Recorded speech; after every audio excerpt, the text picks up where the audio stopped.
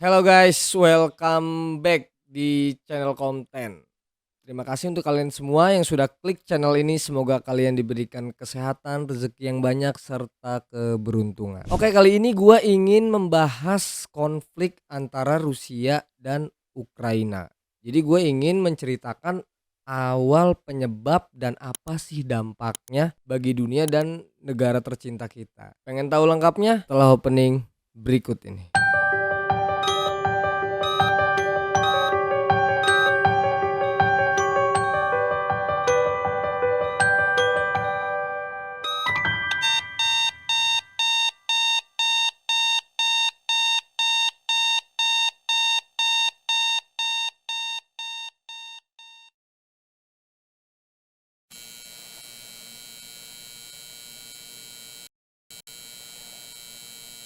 Penyebab konflik Rusia dan Ukraina adalah sebab dari perebutan semenanjung Crimea, di mana posisi Crimea ini sangat strategis guys untuk dijadikan wilayah konflik. Dan konflik ini pun akhirnya memburuk pada tahun 2013 yang lalu. Yang dimana konflik pada saat itu adalah karena Crimea ini sedang mengalami krisis politik. Crimea pada saat itu dipimpin oleh presiden bernama Viktor Yanukovych, yang dikabarkan saat itu Viktor lebih pro kepada Rusia. Pada saat yang sama, Viktor membuat kebijakan pada Crimea nih guys.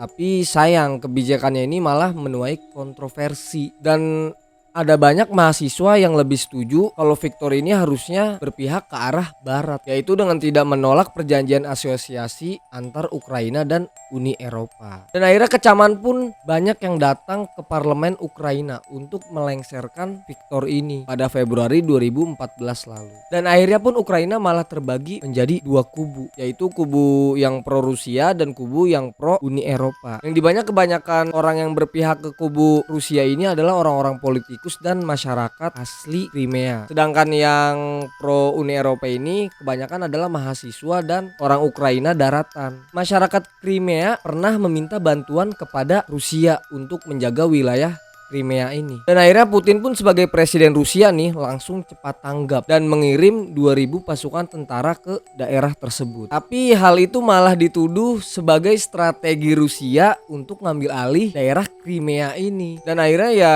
terjadilah tuh pemberontakan di beberapa wilayah Crimea itu. Sampai-sampai nih Vladimir Putin sebagai presiden Rusia mendeklarasikan perang. Sampai akhirnya ibu kota Ukraina pun, kota Kiev dan beberapa kota lainnya ini nih dibom sama Putin. Dan akhirnya negara Ukraina pun mengimbau kepada masyarakatnya untuk menyelamatkan diri. Jadi sebenarnya juga ini kasus udah lama ya guys, dari 2013.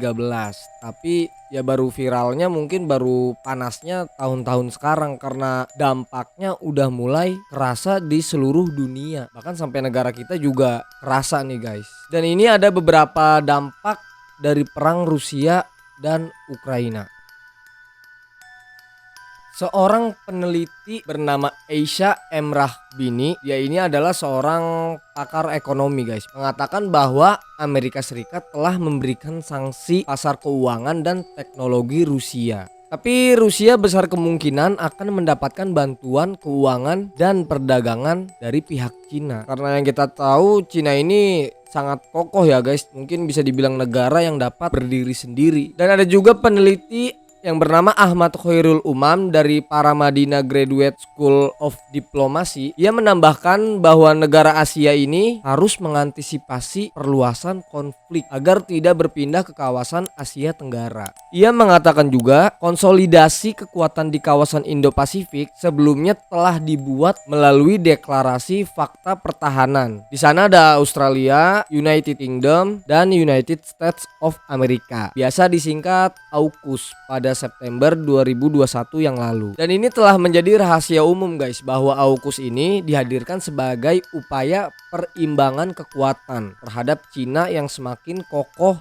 dan kuat dari segi ekonomi nih sampai politik. Aisha juga mengatakan bahwa perang Ukraina dan Rusia ini dapat beresiko pada kenaikan harga komoditas dari Rusia dan Ukraina. Di mana Rusia ini adalah salah satu produsen dunia guys. Dari minyak bumi, kalium, karborat, bahan baku pupuk, nikel, aluminium, dan palladium.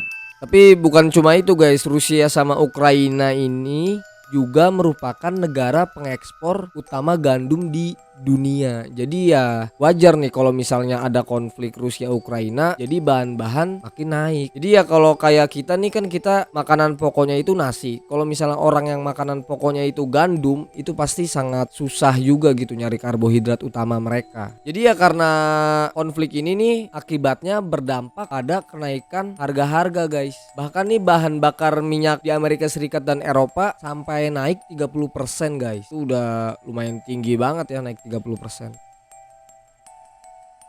Ini ada lagi kutipan dari Asia, jika perang terus berkelanjutan nih menurut Asia, pemulihan ekonomi global juga akan sangat terancam. Jika perang terus berkelanjutan nih menurut Asia, pemulihan ekonomi global juga akan terancam akan lebih rendah dari prediksi awal. Pemulihan ekonomi dunia sewaktu Covid telah terlihat ancaman inflasi di beberapa negara maju guys, seperti Amerika sampai Indonesia juga. Jadi secara garis besar nih bisa banget buat pertumbuhan Indonesia ini jadi sangat beresiko guys, karena Ukraina dan Rusia berkonflik.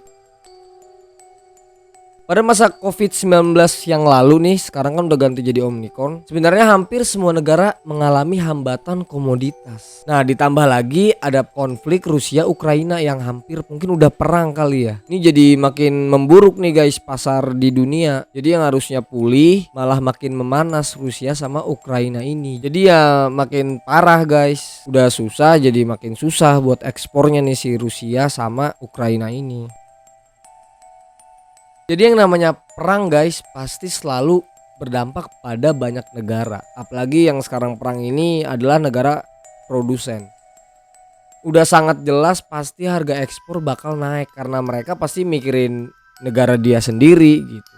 Otomatis harga-harga kalau mau diekspor nih dinaikin untuk jadi penghasilan negara ini gitu, untuk bertahan hidup. Karena yang namanya perang kan pasti kayak butuh bahan bakar, amunisi gitu. Tapi pasti ada juga yang ngeraup keuntungan dari perang ini guys. Karena jelas kan guys, perang ini butuh modal dan pasti ada satu pihak yang sangat diuntungkan. Jadi ya siapapun yang menang, Ukraina atau Rusia, mereka mah nggak peduli karena siapapun yang menang mereka yang untung nih. Oke guys, begitulah konflik awal Rusia dan Ukraina, dan dampaknya juga lumayan mengerikan nih guys untuk negara di luar sama negara kita.